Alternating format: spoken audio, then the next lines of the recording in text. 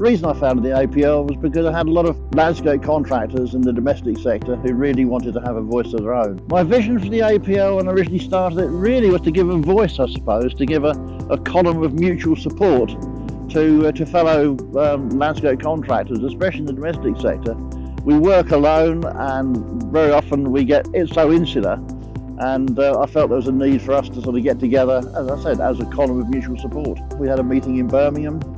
Over 40 companies turned up, another 100 companies expressed an interest, and the rest, I say, is history.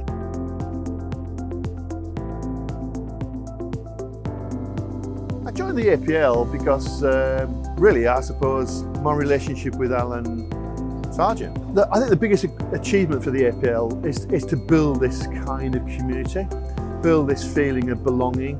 Now, I've been very proud to serve a small part in it. I think I've been supported all the time by a very mobile and ambitious committee that have always wanted us to push in and push on. And I think that started off with Mark. Mark's dream was to make a landscaping community.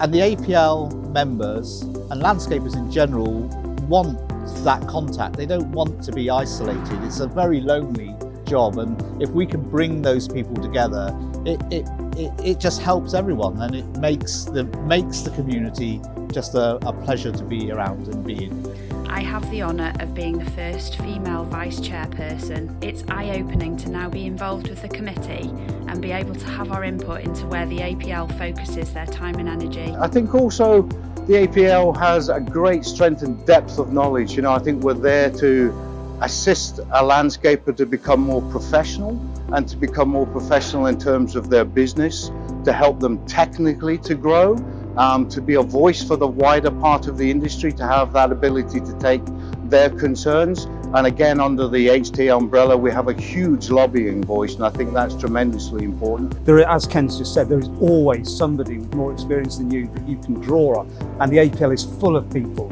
who are prepared to give that information to you.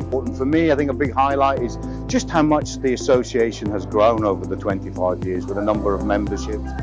The awards, for example, the awards have changed out of all recognition in the last 5 or 6 years. They are so sought after and coveted now to have an APL award and to pick up the main prize. That can do wonders for your business. Quality and quantity, and I think that's it. From small landscaping, doing smaller jobs, all the way up to some massive projects, and we can really hold our hands up in the industry to say we are the best. I think our garden at Hampton Court last year, where we actually engaged 18 different landscapers who had never been building at a show before, and we gave them that opportunity to come in and help, and they all thoroughly enjoyed it, and 3 or 4 of them have now gone on to actually apply to build their own show gardens. That's an excellent thing. And it comes with lots of opportunities for people as well. If you've got an apprentice in your business, there'll be opportunities to get involved with show gardens.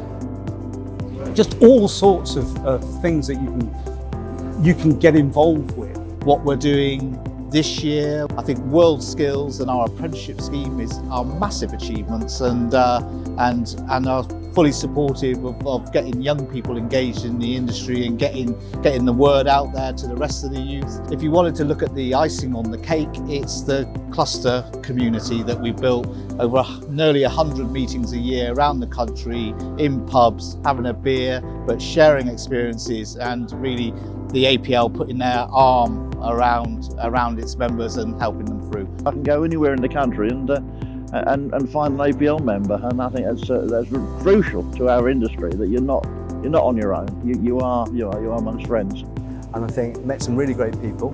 Present company obviously accepted, both professionally and personally. So I know that if I have a problem, there's always somebody I can pick the phone up and say, am I the only one? Am I doing this stupidly? Or can I learn from it? And I think actually that it's a support network. And I think friendship is more important than anything else. It has to be said that the APL Awards, or possibly one of the small awards, is by far the more successful awards. And I speak to everybody that the awards are great. It's this feeling of community and this kind of just good banter. I make it no secret that the APL Awards is my Christmas day. I always feel that the APL Awards, I'm surrounded by friends and family with good food, and lots of beer and some good laughs. So the awards are the pinnacle of my year. I absolutely adore them. I love looking at all the fantastic projects that people enter. I think our awards are an excellent way to benchmark your business and are actually strangely so easy to enter.